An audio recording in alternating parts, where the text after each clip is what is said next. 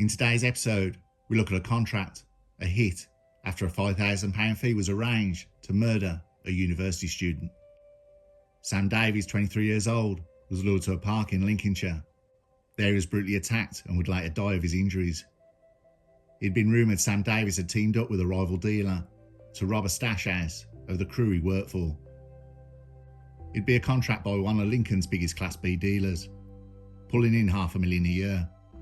We look into the case, the police investigation, and a court trial that would expose a vicious crew, where a message sent by the crew leader said, "I need someone dipped up bad.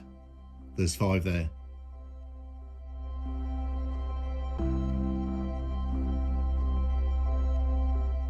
We go back to 2021 in Lincoln. Daniel Haydari was 25 years old and was a university graduate, but after leaving Coventry, carved out a lucrative empire, dealing and then selling wholesale to other suppliers. He had teamed up with Joe Jameson, a professional criminal. With Daniel Haydari running the operation, Joe Jameson would buy on the tick from Haydari. There was never a problem. Joe Jameson's dealers would shift the product extremely fast. Joe Jameson recruited more dealers, and Sam Davies, 23 years old, was one of them. At that current time, Joe Jameson owed about 30 grand to Haydari. Problems would start to happen when Joe Jameson's entire stash was robbed by a rival, causing a headache for Haydari and Jameson. But who had robbed them? On the grapevine, 2 names had come up: a rival dealer named Carlito and Jameson's own dealer, Sam Davies.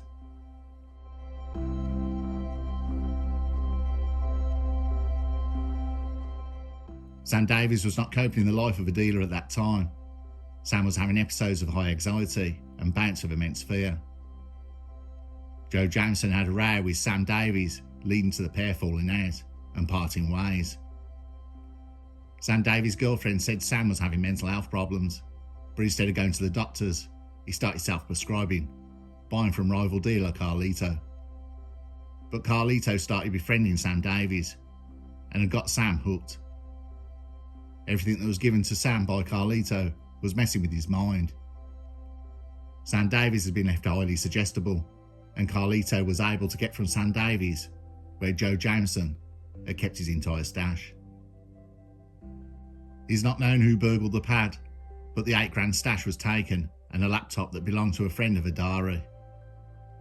Now, the product taken was enough to start the crew investigating, but the laptop was more valuable due to what it held. When Sam Davies' name came up with the rival dealer Carlito, it had all fallen into place. It wasn't the stealing of the stash.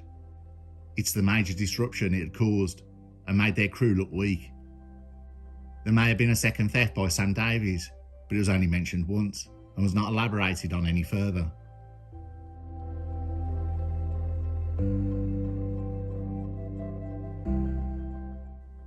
Sam Davies' mental health was getting worse, and was now fully aware that someone was after him.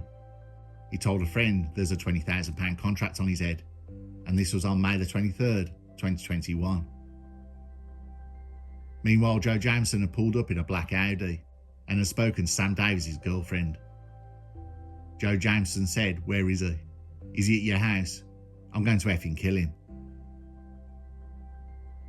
Sam Davies had spoken to his girlfriend a couple of days before and told her to say if anyone asked, they'd split up to protect her. She told this to Joe Jameson.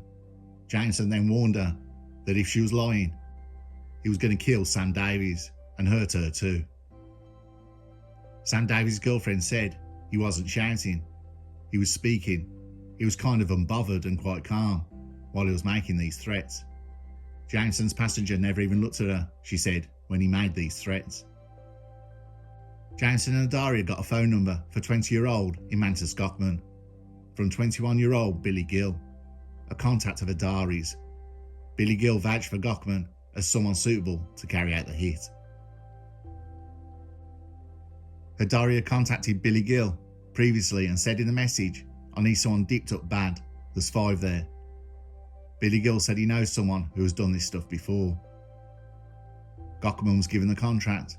The weapon he would use was a replica model of a Rambo 3 Bowie knife.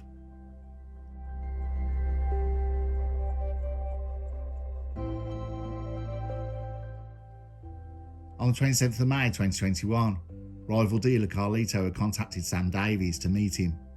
He got his friend to call him a cab and was driven to Lincoln's Coleridge Gardens. But it was a trap. Carlito had not messaged Sam Davies at all. It was Gochman. Sam Davies did not suspect anything because Carlito regularly used different phones. Gochman approached Sam Davies in the park and hit him with 2 knife blows to the chest. Gochman ran away at speed and was seen on CCTV slipping over.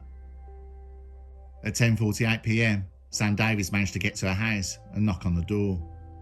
There, the owner was confronted by Sam Davies covered in blood. He said, "Help me, I've been stabbed." Sam Davies, whose clothing was soaked, sat up against the wall of the house, and the homeowner called for an ambulance and the police. A passerby was walking and recognised the face that it was Sam Davies. He was lapsing in and out of consciousness and kept asking for help. Sam Davies was rushed to hospital, and despite emergency open heart surgery at the scene and in hospital, Sam Davies died at 2:45 a.m.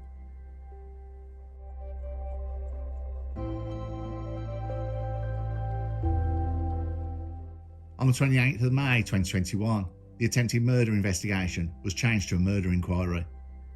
What faced police would be a 10-month operation with the Crown Prosecution Service to find those responsible for the death of Sam Davies. Early in the investigation, after the park being searched by forensics, a knife was recovered. It would appear victim Sam Davies had been armed with a kitchen knife when he was fatally stabbed. In the area after the attack, police found the knife. It was small, a grey kitchen knife, and it had Sam's DNA on the handle. It was found in the side of the park where the attack took place at Coleridge Gardens. Scientific examination showed it had not been used to stab anyone.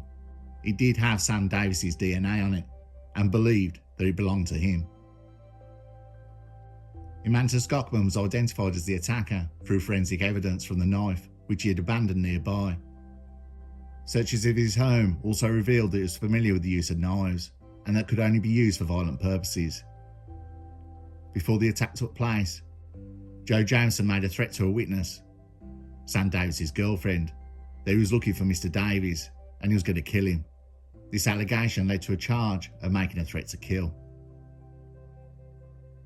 Evidence from the phone contact and messages on text and social media showed that Daniel Haidari had also taken against Sam Davies. A trail of messages identified that they had contacted Billy Gill to secure someone to attack Mr. Davies. Messages showed them outlining the nature of the attack and that Gill had recommended Imantas Gochman as someone reliable. Other messages showed that Haidari had knew Sam Davies and had returned to Lincoln and was looking for him. Events on the night of the attack were pieced together, matching communications between the defendants and CCTV footage that showed their movements, including contact between the 4 men throughout the evening. This contact got more frequent up until the point the attack took place. Gochman was seen on CCTV leaving a pub, going home and changing into all black clothing. CCTV footage also showed cars loitering in the area near the attack. All this evidence showed the grudge against Sam Davies and a period of intensive communication throughout the afternoon and evening of the 27th of May 2021. This was just before the fatal attack.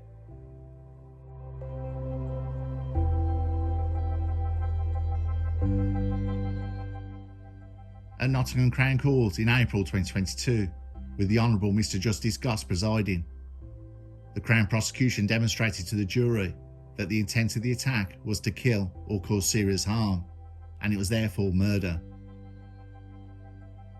The communication between the defendants was explicit, using street slang referring to the attack and the victim, and the blade used could only been to inflict a fatal or near fatal injury. The defence for the 4 accused tried to say, in the text, the word dip meant to rob and not to stab. The defence also tried to paint Sam Davies as someone who was ruthless, who has a temper, not the hard-working university student who fell into the life. Gochman, Jameson, Haidari and Gill were all found guilty of murder.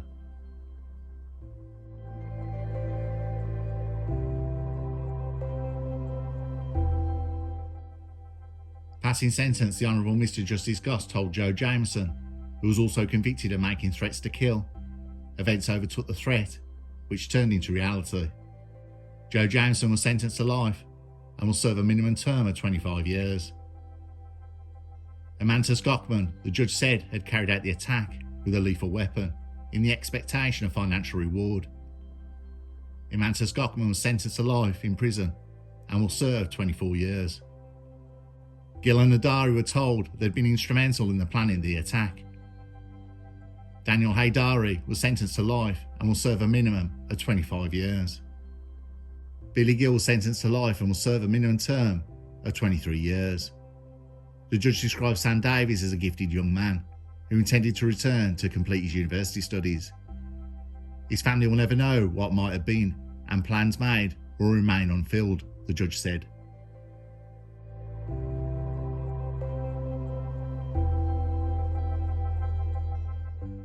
I had a message from a friend of Sam Davies. If I could cover this. He was a good friend, and headlines about him paint a wrong picture. It had taken me a few weeks to go through the records of the trial. The trial itself was expected to last 8 weeks, and ended up being 13 weeks, so it was a hell of a lot to get through.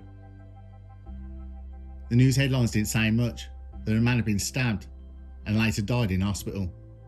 That he robbed his own dealer he worked for with a rival dealer. But you look a bit more behind the headlines and the defence claims that turn into headlines, you find the real story that is covered here. If anything this case can show you is that when you enter this world of dealing, it can mess with your head. The easy money had drawn Sam Davies in, and of course, it drew a lot of people in. Sam was old enough to know what he was doing, but we all do stupid things. Sam's nerves couldn't take it, and medicated by a rival dealer with prescription gear to cope, as confirmed by his girlfriend, his cool, calm, friendly persona and logic. Sam was a smart man, and it had all gone out the window. Robbing the stash house was insane. You know it, I know it, and Sam would have known it. From what was described, I don't think he even knew himself why he did it. Sam Davies had lost his life, a promising future. He was going back to university. There he could have been, who knows what. But he'd become trapped in this total utter mess, manipulated by a rival dealer.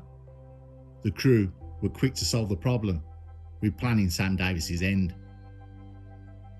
Then you had the gang. As soon as they sent the text, "I want someone dipped up," you've already have conspiracy. If you watch enough of Curious and Spiritual, you know burner phones don't keep you anonymous.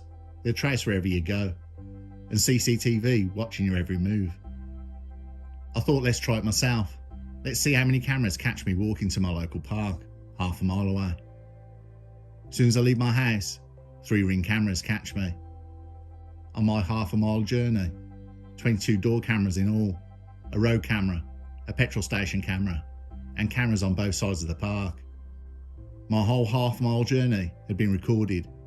So in this day and age, with technology ready to turn on you, how could anyone think they could get away with taking a life? But why get into the life to begin with? We have so many people that enter it. Why not conform and get a job? In any society, you'll find a resistance between those who have it and those who do not. Money buys equality, and not many people care how you get it.